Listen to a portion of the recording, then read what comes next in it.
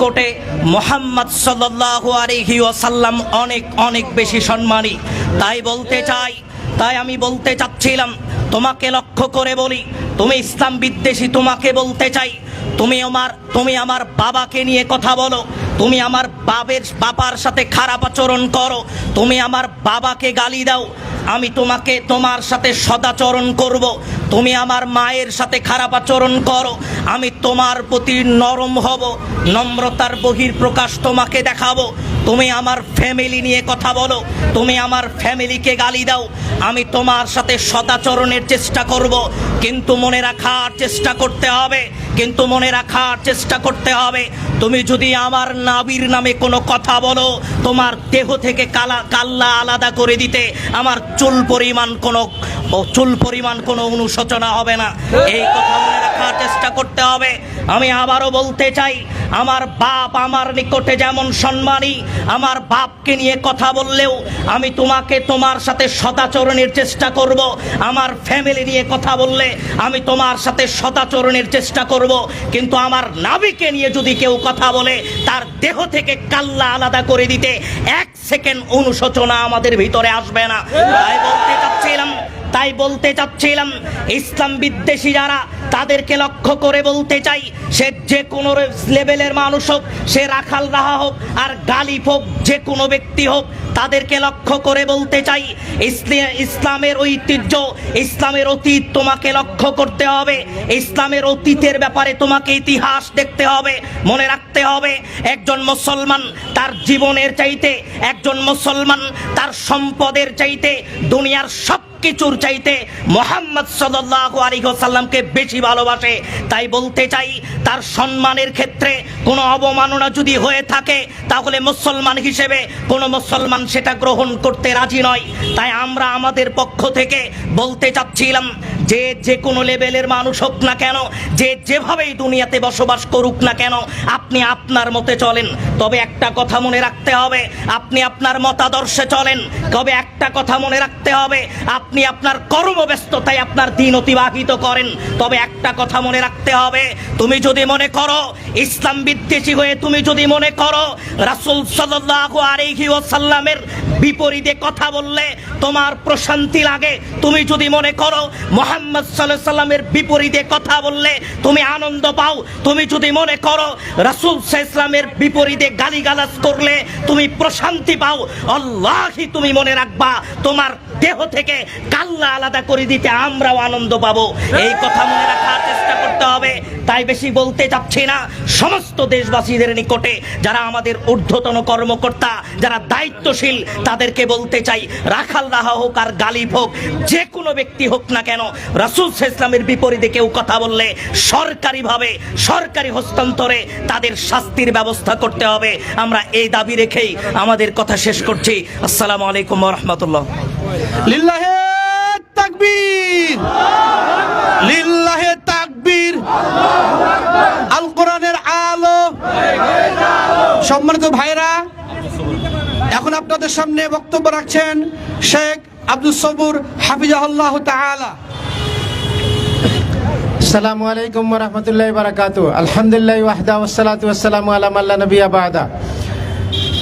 সম্মানিত উপস্থিতি, আপনারা জানেন যে বাংলাদেশের কিছু কুলাঙ্গার আমাদের নবী, আমাদের প্রাণের চেয়ে প্রিয়, আমাদের পিতামাতার চেয়ে প্রিয়, আমাদের সব কিছুর চেয়ে প্রিয় সেই মুহাম্মদ রাসূলুল্লাহ সাল্লাল্লাহু আলাইহি সাল্লাম সম্পর্কে কটূক্তি করার প্রতিবাদে আজকের ইউনাইটেড উম্মাহর পক্ষ থেকে এই মানববন্ধন থেকে আমরা জানিয়ে দিতে চাই, আমাদের ঈমান নিয়ে আপনারা খেলা করবেন না, এদেশের ইসলাম নিয়ে, ইসলাম প্রিয় মানুষদেরকে নিয়ে খেলা করবেন না।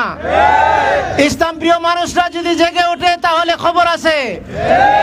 আমরা জানিয়ে দিতে চাই প্রশাসনকে, আপনারা দ্রুত ব্যবস্থা গ্রহণ করুন। এ ধরনের কোনো কুলাঙ্গার যেন আমাদের ঈমান নিয়ে, ইসলাম নিয়ে কটাক্ষ করার কোনো সাহস না পায়, এবং যারা এটা করেছে, এদের সাথে যাদের জড়িত, তাদেরকে দ্রুত আইনের আওতায় এনে বিচারের মুখোমুখি করুন। আমাদেরকে উত্তক্ত করবেন না। এদেশের মুসলিম জনতা যদি রাস্তায় বেরিয়ে পড়ে, তাহলে সেটাকে নিয়ন্ত্রণ করা যাবে না। তো আমরা সবাইকে জানিয়ে দিতে চাই, প্রশাসন সহ সবাইকে, যে আপনারা সতর্ক হন। পরবর্তীতে আপনারা বলতে পারবেন না যে বিশৃঙ্খলা সৃষ্টি হচ্ছে। আমরা বিশৃঙ্খলা করতে চাই না, আমরা শান্তিপ্রিয় মানুষ, আমরা শান্তিতে বসবাস করতে চাই, আমাদের ঈমান নিয়ে, আমাদের ইসলাম নিয়ে। এজন্য আমরা সবাইকে জানিয়ে দিতে চাই, এবং যারা উপস্থিত হয়েছেন সবাইকে জানিয়ে দিতে চাই, আপনারা সোচ্চার থাকবেন, সজাগ থাকবেন। যে কোনো সময় এ ধরনের কোনো ঘটনার প্রতিবাদ যখন হবে, আমরা সবাই যাতে অংশগ্রহণ নিতে পারি, সেটা আমাদের ইমানি দায়িত্ব। এই ইমানি দায়িত্ব থেকে আমরা সবসময় দায়িত্ব পালন করার জন্য সচেষ্ট থাকবো। সবাইকে এখানে অংশগ্রহণ করার, যারা অংশগ্রহণ করেছেন, আয়োজন করেছেন, সবাইকে ধন্যবাদ জানিয়ে আমার সংক্ষিপ্ত আলোচনা এখানে শেষ করছি। আসসালামু আলাইকুম ওয়া রাহমাতুল্লাহ। এখন আপনাদের সামনে বক্তব্য নিয়ে আসছেন শেখ হাবিবুল্লাহ, দাঈ আদ-দাওয়া ইলাল্লাহ।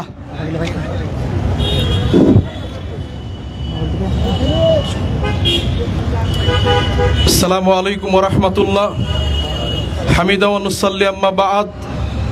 সম্মানিত উপস্থিতি, আপনারা অবগত আছেন বর্তমান সম্প্রতি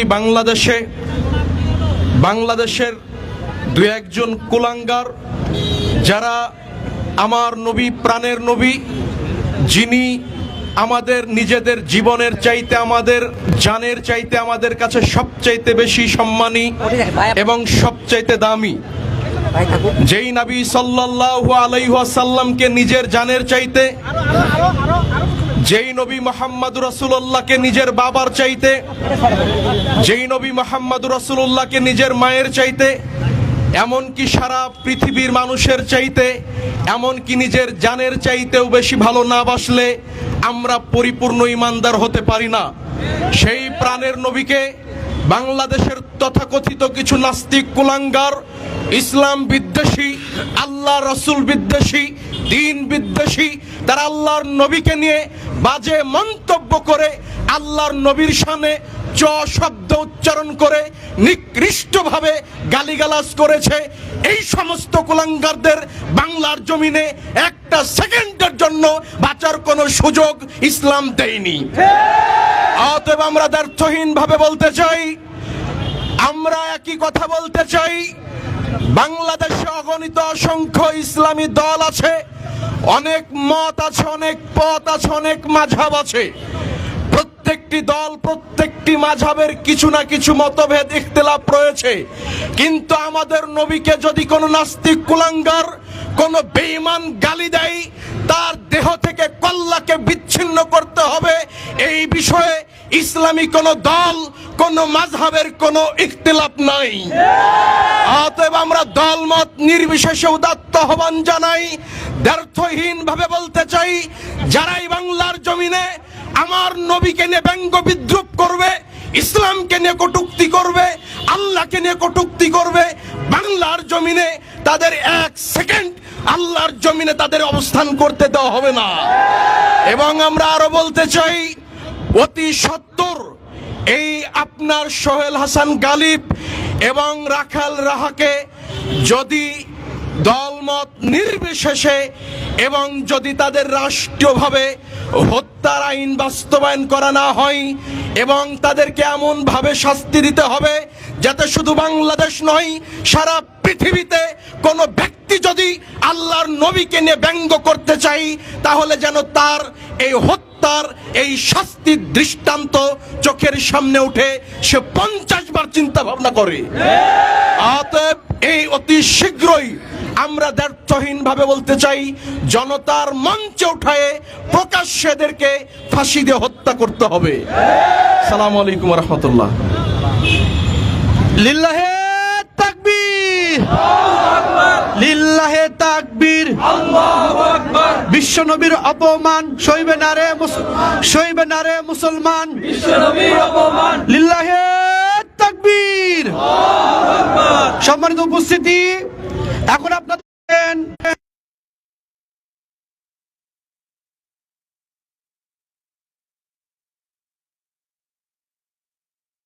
সাল্লাল্লাহু আলাইহি ওয়াসাল্লাম মিশকাতের স্পষ্ট হাদিস, রাসূল সাল্লাল্লাহু আলাইহি ওয়াসাল্লাম তিনি স্পষ্ট করে বলে দিয়েছেন, তোমার বাপ মা সন্তান সন্ততি সব কিছুর থেকে প্রিয় হলো মুহাম্মদ রাসূলুল্লাহ সাল্লাল্লাহু আলাইহি ওয়াসাল্লাম। আমরা স্পষ্ট করে বলে দিতে চাই, আমাদের নেতা, বিশ্বজাহানের নেতা রাসূল সাল্লাল্লাহু আলাইহি ওয়াসাল্লাম, ইতিপূর্বে আমরা দেখেছি বিভিন্ন নেতা বিভিন্ন জায়গার বিভিন্ন ব্যক্তিদেরকে নিয়ে কথা বললে তাদের হৃদয়ে রক্তপাত হয়েছে, তাদের হৃদয়ে কষ্ট হয়েছে।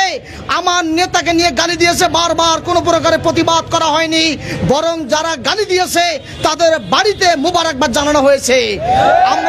আমরা মুসলিম জনতা স্পষ্ট করে জানিয়ে দিতে চাই, বাংলার জমিন থেকে বলে দিতে চাই, মুসলিমদের নেতা রাসূল সাল্লাল্লাহু আলাইহি ওয়াসাল্লামকে নিয়ে কটূক্তি করলে হাজার মুসলিম মাঠে নামবে এবং বাংলার জমিনের মানুষ প্রতিবাদ করে রাজপথে, ঢাকার রাজপথে ফাঁসির আইন বাস্তবায়ন করতে হবে। ফ্রান্সে দেখেছি রাসূলকে নিয়ে কটূক্তি করা হয়েছে, বাংলার জমিনে কটূক্তি করা হচ্ছে, গোটা বিশ্ব কটূক্তি করা হচ্ছে। বাংলার মুসলিমের হৃদয়ের স্পন্দন রাসূলকে নিয়ে কটূক্তি করাই ইসলাম বলে দিয়েছে, তাকে প্রকাশ্য হত্যা করতে হবে। অতএব মুসলিমদেরকে কোনোভাবে খেপিয়ে দেওয়ার সুযোগ নেই। শান্তির ধর্ম ইসলাম, ইসলাম শান্তি পছন্দ করে, শান্তিতে বাঁচতে চাই, শান্তিতে চলতে চাই। কিন্তু কেউ যদি আমার নেতার বিরুদ্ধে কথা বলে তাকে দাঁত ভাঙা জবাব দিয়ে দেওয়া হবে। মুসলিমদেরকে নিয়ে আপনারা সিনেমিনি খেলবেন, মজা নেবেন, আমার নবীকে নিয়ে কটূক্তি করবেন, গালিগালাজ করবেন, লিখে রাখেন মুসলিমদের হৃদয়ে রক্ত থাকতে এই কটূক্তি গালিগালাজকে কখনো কোনোদিন কোনোভাবেই আপনাকে রক্ষা করবে না, বরং স্পষ্টভাবে প্রতিবাদ করে আমার নবীকে নিয়ে গালিগালাজ করলে আশঙ্কা করি মুসলিম তাকে যেখানে পাবে সেখানে তাকে ব্যবস্থা নিতে পারে। অতএব যেন এই ব্যবস্থা আমরা নিজে হাতে তুলে না নেই। বাংলার জমিনে মুসলিম দাবি করে বাংলার প্রশাসনিক পর্যায় থেকে শুরু করে প্রত্যেকটি সেক্টরে অনতিবিলম্বে আইন পাশ করা হোক, যারা এই গালিগালাজ করবে তাদেরকে ফাঁসির কাস্টে চড়াতে হবে। এই আইন যদি পাশ হয় তাহলে দ্বিতীয়বার কেউ আর সাহস পাবে না। আর এই আইন যদি বাস্তবায়ন না করা হয়, বুঝবো সরকার প্রধানদের মধ্যে লুকিয়ে আছে ভেজা বেড়াল, তাদের মধ্যে নাস্তিকদের সমর্থনকারী লোক রয়েছে। অতএব সমর্থন নয়, আইন পাশ করা হোক, যারাই গালিগালাজ করবে তাদেরকে হত্যা করতে হবে। আসসালামু আলাইকুম ওয়া রাহমাতুল্লাহ। সম্মানিত দেশবাসী, যারা আপনারা মনে করছেন, যারা এখনো নাস্তিকতা লিখে যাচ্ছেন, আমার নবীর বিরুদ্ধে গালিগালাজ করতেছেন, মনে রাখেন বিগত সরকার আপনাদেরকে শেল্টার দিয়েছিল, শেল্টার দেওয়ার পরও আপনাদেরকে রাস্তাঘাটে খুন খারাপ অবস্থায় দেখা গিয়েছিল। এখনো বলতে চাই, যে সরকার আসুক, যে দেশ আসুক, তুমি নবীর বিরুদ্ধে কাজ করবা, কথা বলবা, তোমাকে মুসলমান, একটি মুসলমান বেঁচে থাকতেও কেউ তোমাকে বাঁচিয়ে রাখবে না ইনশাআল্লাহ। সম্মানিত দেশবাসী, এখন আপনাদের সামনে কথা বলবেন শেখ আব্দুল্লাহ বিন এরশাদ। শেখ আব্দুল্লাহ বিন এরশাদ। আসসালামু আলাইকুম ওয়া রাহমাতুল্লাহি ওয়া বারাকাতুহু। আলহামদুলিল্লাহ, আমরা আজকে এখানে উপস্থিত হয়েছি আমাদের প্রিয় নবী মহানবী মুহাম্মদ সাল্লাল্লাহু আলাইহি ওয়াসাল্লাম, যিনি শ্রদ্ধাভাজন, সর্বজন শ্রদ্ধেয়, সর্বশ্রেষ্ঠ ব্যক্তি। তাকে নিয়ে বিভিন্ন সময় আমরা বিভিন্ন কথা বলতে বিভিন্ন জনকে দেখি, কোনো প্রকার তারা কথা বলতে বিভিন্নভাবে ব্যঙ্গ করতে, তারা কোনো প্রকার ভয় ভীতি আমরা তাদের মাঝে কখনো দেখি না। কিন্তু ইসলাম এখানে স্পষ্ট বলেছে, আমাদের শ্রদ্ধাভাজন, শ্রদ্ধেয়, সর্বশ্রেষ্ঠ ব্যক্তি মহানবী মুহাম্মদ সাল্লাল্লাহু আলাইহি সাল্লামকে নিয়ে যদি কোনো ব্যক্তি কটূক্তি করে তার একটাই শাস্তি, সেটা হলো মৃত্যুদণ্ড।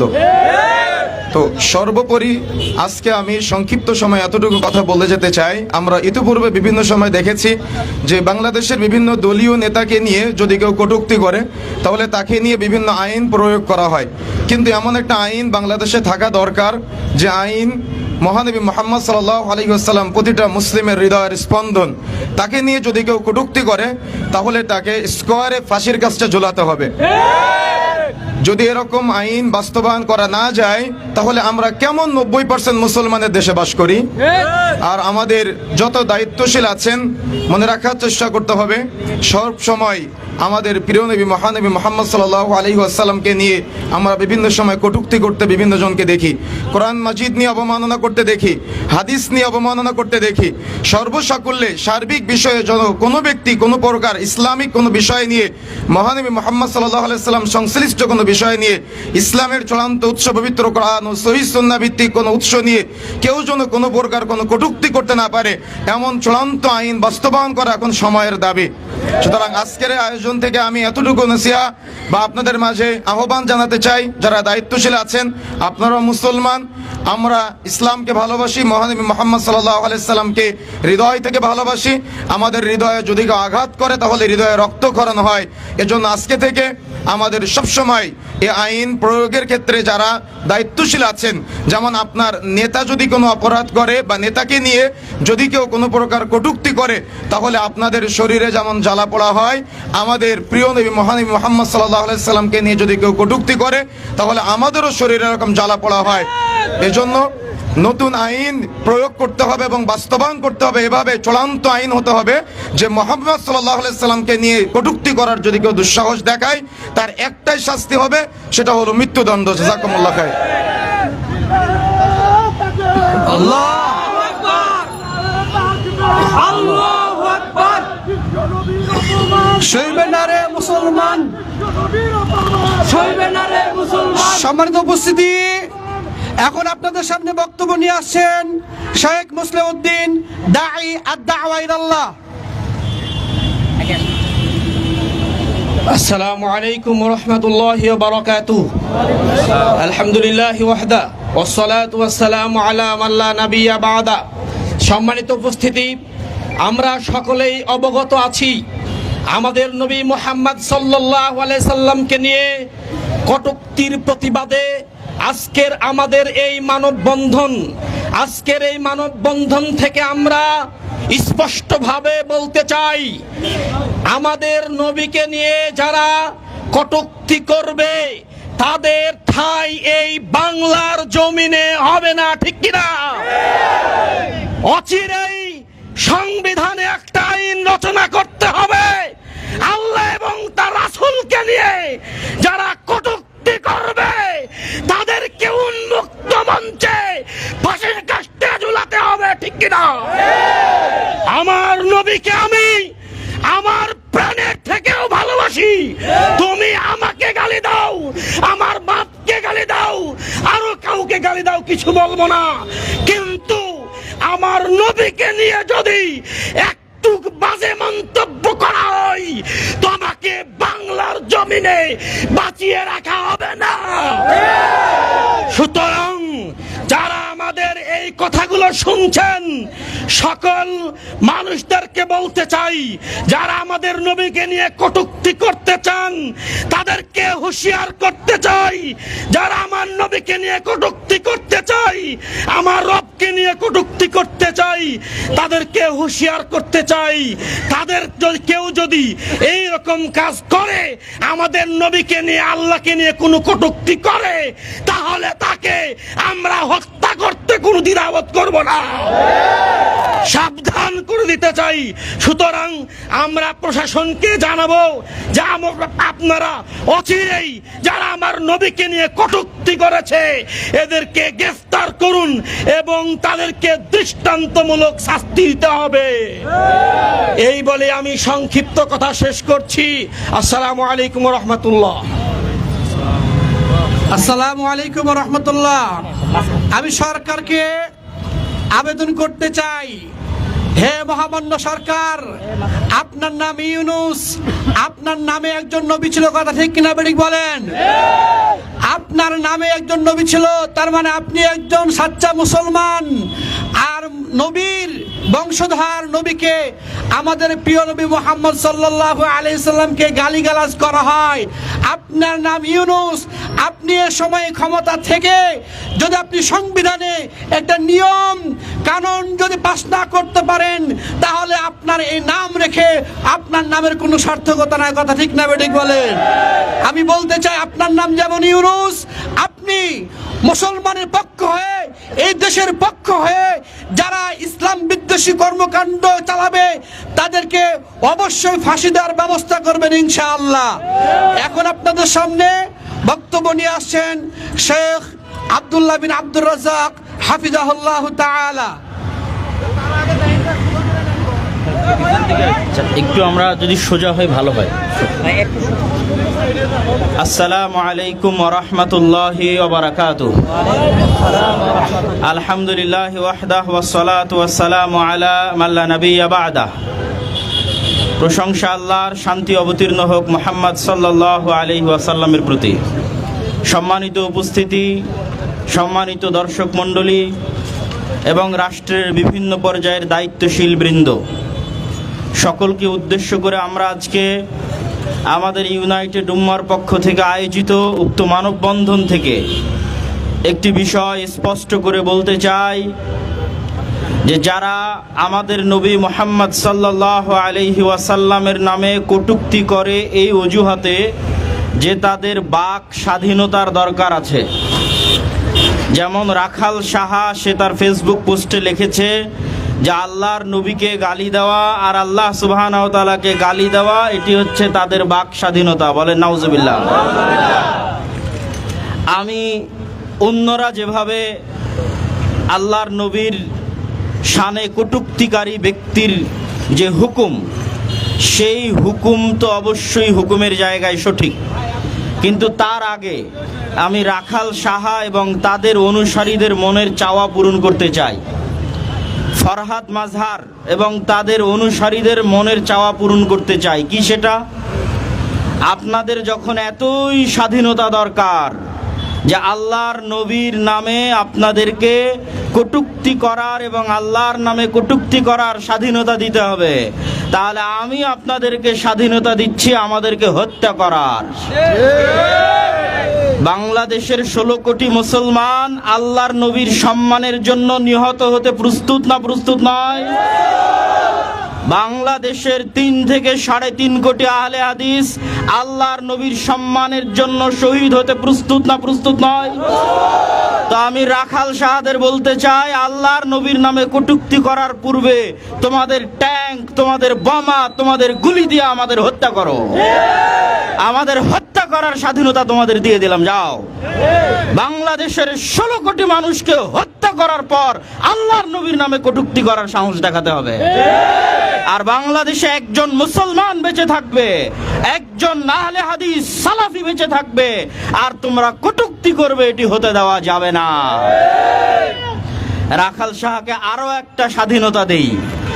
রাখাল সাহা এবং ফরহাদ মাজহার, যাদের এতই বাক স্বাধীনতার দরকার, তোমরা যদি বীর পুরুষ হও, কাপুরুষ যদি না হয়ে থাকো, মায়ের সন্তান যদি হয়ে থাকো, তো ভারতে বসবাসরত কয়েকশো কোটি হিন্দুদের যারা সম্মানিত দেব দেবী আছে, কালী আছে, দুর্গা আছে, ভগবান আছে, এতই যখন বীর পুরুষ, তো ভারতের হিন্দুদের দেব দেবীদের নিয়ে কটূক্তি করার বাক স্বাধীনতা তোমার মনে জাগে না?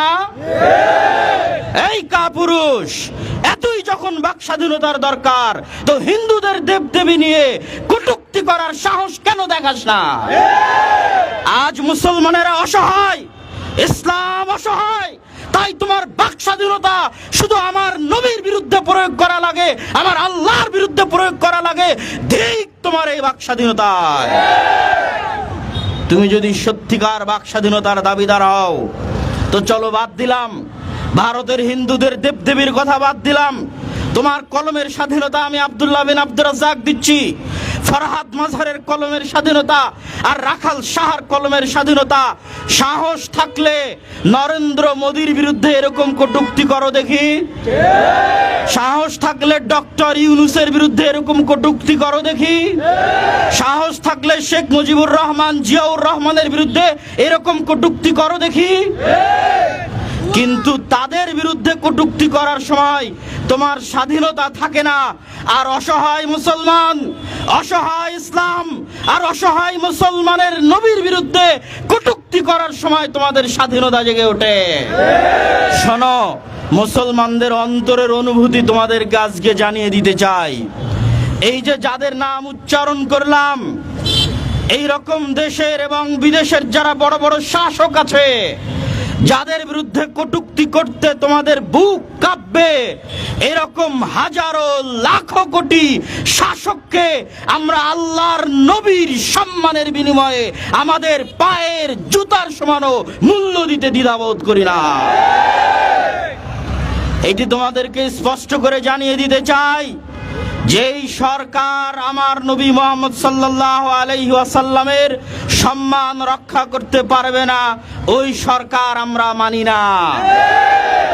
যেই উপদেষ্টা বাক স্বাধীনতার নামে আমার নবীর বিরুদ্ধে কলম ধরবে, ওই উপদেষ্টার উপদেষ্টাগিরি আমরা মানি না। তোমাদেরকে স্মরণ করিয়ে দিতে চাই, কাদের রক্তের উপর ক্ষমতায় বসেছ, কাদের রক্তের উপর এই দেশ স্বাধীন হয়েছে, ইতিহাস ভুলে গেছো? 1757 সাল নবাব সিরাজউদ্দৌলার সেই পলাশির আম্রকাননের ইতিহাস থেকে শুরু করে 1831 সালের বালাকোটের ইতিহাস থেকে শুরু করে 1857 সালের সিপাহী বিদ্রোহ থেকে শুরু করে 1947 সালের দুই দ্বিজাতি তত্ত্ব থিওরির উপর ভিত্তি করে মুসলমানদের আলাদা স্বাধীন রাষ্ট্র আন্দোলন থেকে শুরু করে 52 ভাষা আন্দোলন থেকে শুরু করে 71-এর স্বাধীনতা আন্দোলন থেকে শুরু করে 24-এর জুলাই আন্দোলন পর্যন্ত যত রক্ত ঝরেছে তার 90%-এর বেশি রক্ত এদেশের মুসলমানেরা দিয়েছে। মুসলমানদের রক্তের উপর যে দেশ তৈরি হয়েছে, মুসলমানদের রক্তের উপর যে দেশ স্বাধীন হয়েছে, মুসলমানদের রক্তের উপর যেই গদিতে তোমরা গেছো, ওই গদিতে বসে তোমরা মুসলমানদের নবীর নামে কটূক্তি করবে আর মুসলমানরা সেটি সহ্য করবে, এটি হবে না। অতএব সাবধান করে দিতে চাই, বরং আরো স্পষ্ট করে বলতে চাই যে জুলাই বিপ্লবের সময় লাশের সারি দেখা গেছে। যারা এই জুলাই বিপ্লবের হাজার হাজার মানুষকে হত্যা করেছে তাদেরও ক্ষমা হতে পারে, কিন্তু আল্লাহর নবীর নামে কটূক্তিকারীর কোনো ক্ষমা আছে? কেন ক্ষমা নাই তা কি জানেন? এই জন্য ক্ষমা নাই যা যিনি ক্ষমা করবে উনি তো দুনিয়াতে নাই। ক্ষমা করবে কে? মুহাম্মদ সাল্লাল্লাহু আলাইহি ওয়াসাল্লাম। তো তুমি কটূক্তি করেছো আল্লাহর নবীর নামে, আল্লাহর নবী দুনিয়াতে জীবিত আছে? তো ক্ষমার কোনো রাস্তা আছে? ক্ষমার কোনো রাস্তা নাই। অতএব তোমরা জুলাই বিপ্লবের সময় যেমন লাশের সারি দেখেছো, বাংলাদেশের 16 কোটি মানুষ আর 3 থেকে 3.5 কোটি আহলে হাদিস, তারা আল্লাহর নবীর সম্মানের জন্য, ইজ্জতের জন্য ওই রকম লাশ নিহত হয়ে যাবে, তবু আল্লাহর নবীর সম্মানকে রক্ষা করেই ছাড়বে ইনশাআল্লাহ। আজকে বক্তব্যের শেষের দিকে এসে গাজী ইলমুদ্দিন রাহিমাহুল্লাহর একটি সংক্ষিপ্ত ঘটনা বলে আমার বক্তব্য শেষ করব। গাজী ইলমুদ্দিন ভারত উপমহাদেশের একজন বৃহৎ সম্মানিত ব্যক্তি, যিনি রাজপাল যে রঙ্গিলা রাসূলের লেখক ছিল, সেই রঙ্গিলা রাসূলের লেখককে হত্যা করেছিল। তাকে হত্যা করার পর ব্রিটিশ সরকার গ্রেফতার করে তার ফাঁসির আদেশ বাস্তবায়ন করেছিল। যখন ইলমুদ্দিনের ফাঁসির আদেশ দেওয়া হয়, তখন ইলমুদ্দিনের পক্ষে মামলা লড়ার জন্য কায়েদে আজম মোহাম্মদ আলী জিন্নাহ তিনি উকিল হিসেবে সেই মামলার দায়িত্ব গ্রহণ করেন। আর ফাঁসি বাস্তবায়ন হওয়ার পর তার লাশের জানাজা করতে দেওয়া হয়নি, মাটিতে দাফন করে দেওয়া হয়েছিল। তখন আল্লামা ইকবাল তার ব্যক্তিগত জামানতের ভিত্তিতে সেই লাশ কবর থেকে উঠিয়ে লাহোরে নিয়ে গিয়ে জানাজার সালাত আদায় করে এটি বন্ধ করার উদাত্ত আহ্বান জানাচ্ছি বর্তমান সরকারের প্রতি। এবং মুসলমানদের রক্তের উপর বসে আপনারা ক্ষমতায় আছেন, আপনাদেরকে এই সংবিধানে অবশ্যই যেমন ইসলামকে মূলনীতি করতে হবে, ঠিক তেমনি রাসূল সাল্লাল্লাহু আলাইহি ওয়াসাল্লামের নামে কটূক্তি করা হলে সেই কটূক্তির একমাত্র শাস্তি মৃত্যুদণ্ড নির্ধারণ করতে হবে। ব্লাসফেমি আইন বাংলাদেশে বাস্তবায়ন করতে হবে। সম্মানিত উপস্থিতি, বক্তব্যের শেষে দুটি কবিতা আজমায়েঙ্গে, তোমরা গুলি চালাবা, বম মারবা, আর আমরা নিহত হতে থাকবো, জীবন দিতে থাকবো, আমাদের কলিজার পরীক্ষা আমরা নিয়েই ছাড়বো ইনশাআল্লাহ। আল্লামা ইকবালের আরেকটি কবিতায় তিনি বলেন, काफिर है तो शमशीर पे करता है भरोसा, मुमिन है तो बेतेक भी लड़ता है सिपाही। বলছে কাফেরদের ভরসা কি? পারমাণবিক বম, তরবারি, অস্ত্র, যুদ্ধ, প্রশিক্ষণ, অনেক কিছু কাফেরদের ভরসা। আমরা নিরস্ত্র মুমিন, আমাদের একমাত্র ভরসা আমাদের নিজেদের ইমানের উপর। আমরা আমাদের ইমানের জন্য জীবন দিতে প্রস্তুত আছি না নাই? প্রস্তুত আছি। কি মোহাম্মদ সে ওয়াফা তুনে তো হাম তেরে হ্যাঁ, এ দুনিয়া ক্যা চিজ হ্যাঁ, লৌহ কলম তেরে হ্যাঁ।